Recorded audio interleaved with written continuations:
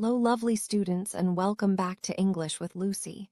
Today, we're diving into a grammar challenge that will test your skills, whether you're a native speaker or learning English as a second language. Many assume they'll ace every question, but English grammar can surprise even the most confident. This video features 10 questions, each highlighting a different grammar rule. If you can answer them all, your English is truly impressive.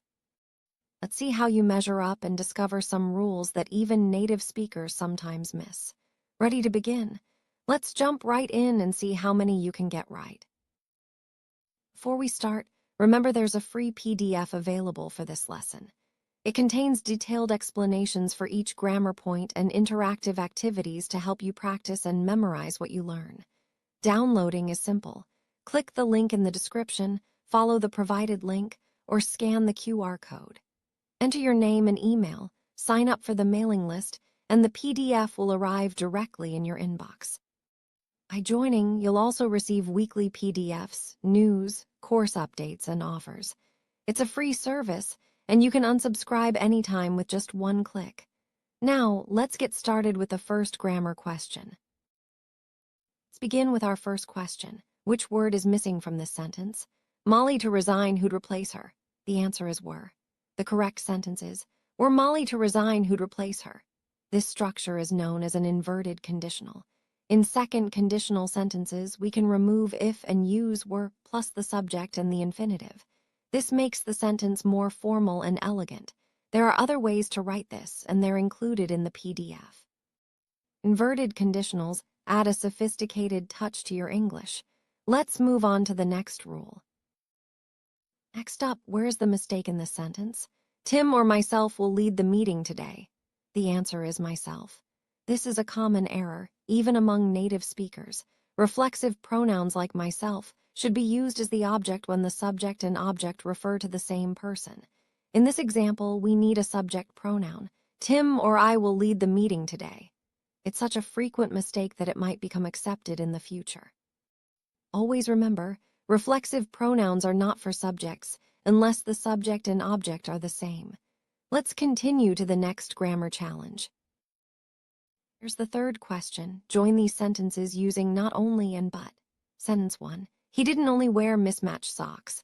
Sentence 2. He also forgot to brush his teeth. The answer is, not only did he wear mismatched socks, but he also forgot to brush his teeth. This is an example of inversion with a negative adverbial. We place the adverbial at the beginning and switch the normal order of the subject and auxiliary verb. Following not only with, but also is very common. This structure adds emphasis and variety to your sentences. More details are in the PDF. Let's move forward. Question 4. Choose the correct verb to fill the gap. The crowd getting restless. Should it be is or are? The answer is both. In British English, collective nouns like crowd can be treated as singular or plural, so both is and are acceptable. In American English, collective nouns are generally treated as singular, so is would be preferred. Understanding how collective nouns work in different varieties of English is important for clear communication. This flexibility can sometimes confuse learners, but it's a great example of English's diversity. Let's see what's next. Question 5. Choose lay or lie to complete the sentences. Sentence 1. Every evening I like to, in my hammock and look at the stars. Sentence 2. Please, the dress on the bed. The answers are, every evening I like to lie in my hammock and look at the stars. Please lay the dress on the bed. Lay means to put something in a flat position and should be followed by an object. Lie means to be in or get yourself into a flat position and doesn't need an object. These verbs are tricky for everyone, even native speakers. Practice makes perfect. Halfway through the lesson, how many questions have you answered correctly so far? English grammar can be challenging, but each rule you master brings you closer to fluency. Whether you're sporting a perfect score or learning something new, remember that practice and attention to detail are key. Let's keep going and tackle the next set of grammar rules. The second half of this lesson will cover even more nuances and common pitfalls. Ready for question 6? Let's continue. Question 6. How would you complete this sentence? It was historic day for the country. Is it O or N? Both are fine. The rule is to use a before consonant sounds and N before vowel sounds. Historic starts with a consonant sound, so a historic is most common. However, some accents drop the H sound, making an historic easier to say. In writing, a historic is preferred, but you can choose based on your pronunciation. English is flexible, and accent differences play a big role. Let's move to the next question. Question 7, which sentence is correct? To whom does this jacket belong?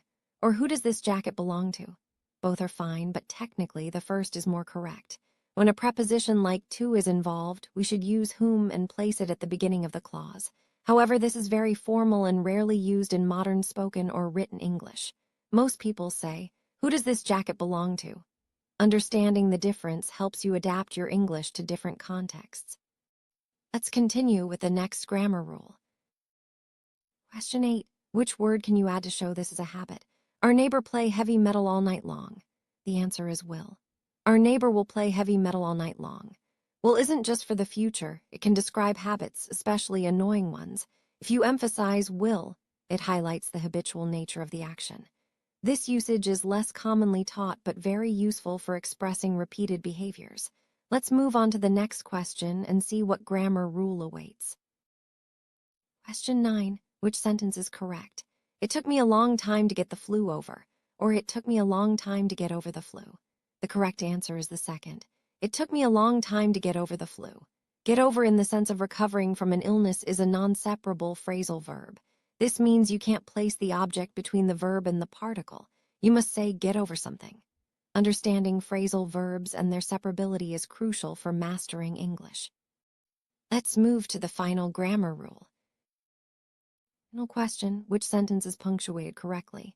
At the fair, I ate a toffee apple, brandy snap, and candy floss. Or at the fair, I ate a toffee apple, brandy snap, and candy floss. Both are correct. The comma after brandy snap is called the Oxford comma. In American English, it's common to use a comma before the final end in a list. In British English, especially with short items, it's usually omitted. You can choose whether to use the Oxford comma, but consistency is key. This punctuation mark is surprisingly controversial. Congratulations on reaching the end of the grammar challenge. We've covered 10 essential grammar rules, from inverted conditionals to the Oxford comma. Each rule helps you express yourself more clearly and confidently in English. Whether you got every question right or learned something new, you're making progress. Remember, grammar is a journey, and every step counts. Let's briefly recap what we've learned before moving on to additional tips and resources. Don't forget, the free PDF that accompanies this lesson contains interactive activities for each grammar rule. These exercises are designed to help you practice and reinforce your understanding. By working through them, you'll be able to memorize the rules and apply them confidently in your own writing and speaking. Downloading is easy, and you'll receive weekly updates with new resources. Take advantage of these materials to boost your English skills. If you're interested in mastering advanced English, consider joining the British English C1 program. This course goes into depth on the nuances and intricacies of the language, training you to speak beautifully and fluently. It features pronunciation lessons, conversation practice, and interactive stories for listening and reading. You'll also gain access to a private course community and expert teachers. Many graduates have had amazing experiences and achieved great results. Explore more at EnglishWithLucy.com. C1 program has helped many students achieve remarkable progress in their English skills. Graduates have shared their experiences, highlighting improved fluency, confidence, and understanding of complex grammar. The program's interactive approach and supportive community make learning enjoyable and effective. If you're ready to take your English to the next level, this course could be the perfect fit. Visit the website to learn more and see testimonials from successful students. Joining the free PDF club, you'll receive weekly resources, news, and course updates directly in your inbox. This service is designed to keep you engaged and motivated, providing fresh materials to support your learning journey. You can unsubscribe at any time, making it a flexible and convenient way to stay connected with English learning. Take advantage of this opportunity to access valuable content and stay up to date with the latest lessons. Let's revisit the inverted conditional. This structure is used to make sentences more formal and is often seen in written English. For example, instead of saying, "If Molly were to resign," you can say, "Were Molly to resign."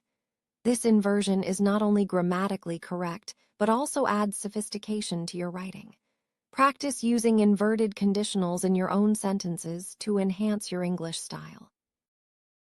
Reflexive pronouns like myself, yourself, and himself are used when the subject and object of a sentence refer to the same person.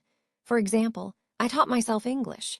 In the earlier question, Tim or myself will lead the meeting is incorrect because myself is not the subject. The correct form is Tim or I will lead the meeting. Understanding when to use reflexive pronouns helps you avoid common mistakes and speak more accurately. Negative adverbials like not only, never, and rarely can be placed at the beginning of a sentence, causing inversion of the subject and auxiliary verb.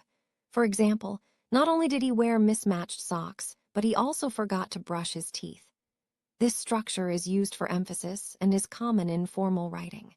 Mastering negative adverbial inversion allows you to create more dynamic and expressive sentences. Collective nouns refer to groups of people or things, such as crowd, team, or family. In British English, these nouns can be treated as singular or plural, depending on whether the group is acting as one unit or as individuals. In American English, collective nouns are usually singular. For example, the team is winning American versus the team are winning British. Understanding this distinction helps you adapt your English to different audiences. Verbs lay and lie are often confused. Lay requires an object and means to put something down, while lie does not require an object and means to rest or recline. For example, lay the book on the table versus lie down on the sofa. The past tense forms are also tricky. Laid for lay and lay for lie. Practice distinguishing these verbs to avoid common errors. The choice between a and n depends on the sound that follows. Use a before consonant sounds and n before vowel sounds. For example, a book, an apple. However, accent and pronunciation can affect this rule, as seen with historic. Some speakers drop the H, making an historic appropriate. Always consider how the word sounds when making your choice. The distinction between whom and who is based on grammatical function. Who is used as the subject, while whom is used as the object of a verb or preposition. For example, who called you? Versus to whom did you speak? In modern English, whom is often replaced by who, especially in informal contexts. Knowing when to use each helps you sound more formal or casual as needed. Modal verb will can be used to describe habitual actions, not just future events. For example, our neighbor will play heavy metal all night long. This usage is especially common when expressing annoyance or emphasizing a repeated behavior.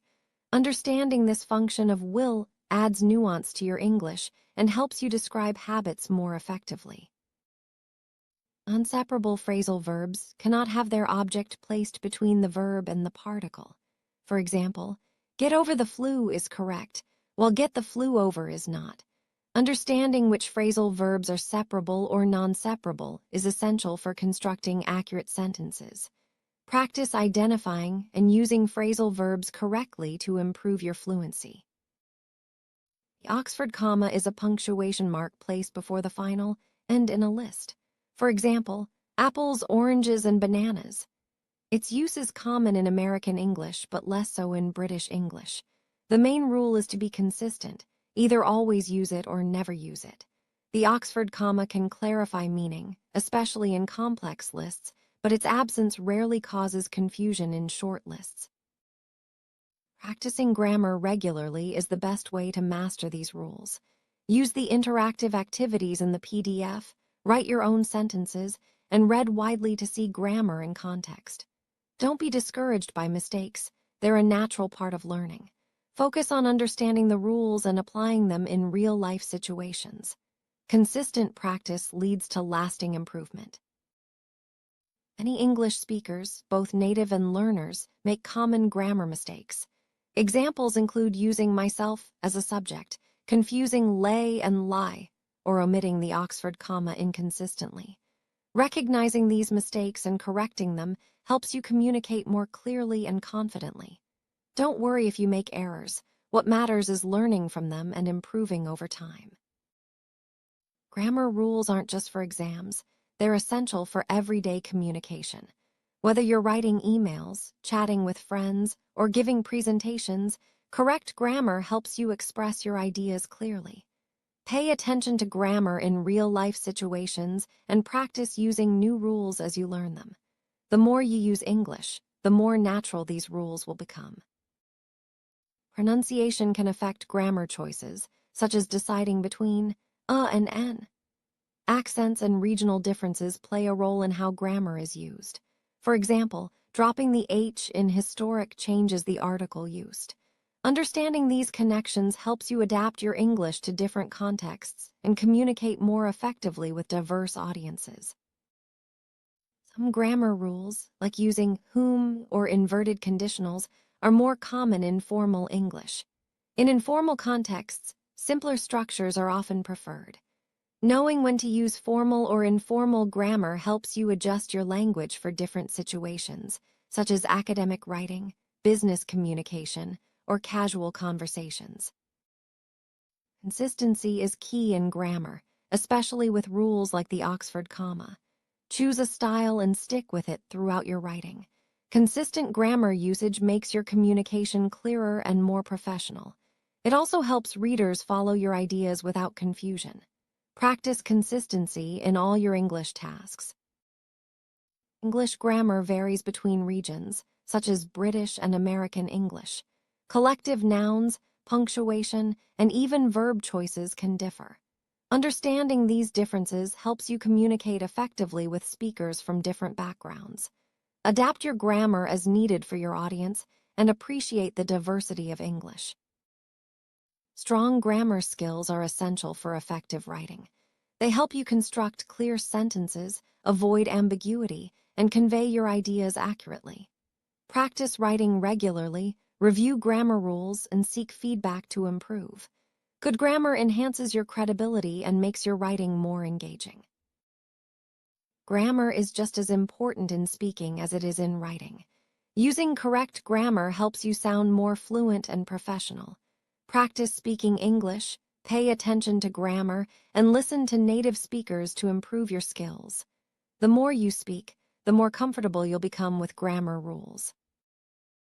Listening to English helps you understand how grammar is used in real conversations. Pay attention to sentence structures, verb forms, and punctuation in spoken language. Practice listening to podcasts, videos, and conversations to improve your grammar awareness and comprehension. Reading widely exposes you to different grammar structures and styles. Analyze how authors use grammar to convey meaning and create impact. Practice reading books, articles, and blogs to expand your grammar knowledge and see rules in action. Joining a course community gives you access to expert teachers and fellow learners. Share your grammar questions, get feedback, and learn from others' experiences. Community support makes learning more enjoyable and effective. Take advantage of group activities and discussions to deepen your understanding. Tracking your progress helps you stay motivated and see how much you've improved. Set goals for mastering grammar rules, complete interactive activities, and celebrate your achievements. Personal progress is a powerful motivator and keeps you focused on your learning journey. Stay updated with course offers, news, and resources by joining the mailing list. Receive exclusive materials, discounts, and invitations to special events. Being part of the community gives you access to valuable opportunities for learning and growth. Access to expert teachers is invaluable for mastering grammar. Ask questions, get personalized feedback, and receive guidance on tricky rules. Teacher support helps you overcome challenges and achieve your English goals more efficiently. Interactive stories in the C1 program make learning grammar engaging and memorable. Listen and read along with stories that incorporate grammar rules in context. This immersive approach helps you understand and apply grammar naturally. Thank you for joining this grammar challenge. Whether you're a beginner or advanced learner, mastering grammar is a lifelong journey. Keep practicing, use the resources provided, and consider joining the advanced program for deeper learning. Visit English with Lucy.com for more information and stay tuned for future lessons. See you soon for another English adventure.